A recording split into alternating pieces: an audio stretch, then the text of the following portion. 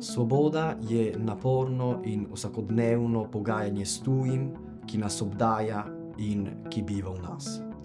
Podedovati antifašistične vrednote pomeni dandanes verjeti v moč besede in dialoga ter zavračati katerokoli obliko nasilja. Svoboda pomeni življenje brez strahu pred izgubo svojih pravic. Svoboda je, ko se lahko razvijam kot oseba, ne glede na pričakovanja drugih.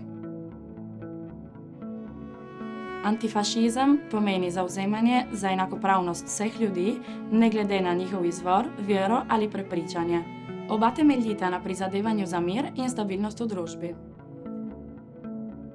Svobodno življenje pomeni živeti brez skrbi, brez prisile v tekmovanje, brez ljubosumja in občutka manjvrednosti.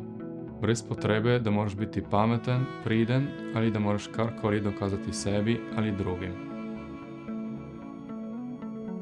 Svoboda je notranji mir, ki ga občutiš, ko nisi omejen z zunanjimi pritiski ali notranjimi strahovi, temveč preprosto bivaš v trenutku.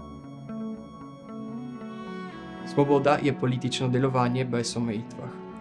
Antifašizem je spet politično delovanje, ki sloni na bitkah tistih, ki so se žrtvovali proti totalitarizmu. Skupnega imata ta nenehni trud, ki je potreben za njihovo vzdrževanje. Prava svoboda se začne tam, kjer se spoštujejo pravice drugih in kjer je medsebojna strpnost temelj vsakega odnosa. Svoboda pomeni potovati kamor želim in odkrivati svet.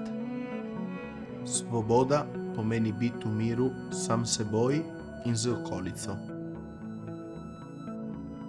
Svoboda je, ko naša čustva najdejo glas brez strahu pred odzivom drugih in ko naša volja lahko izreče ne brez bojazni pred posledicami.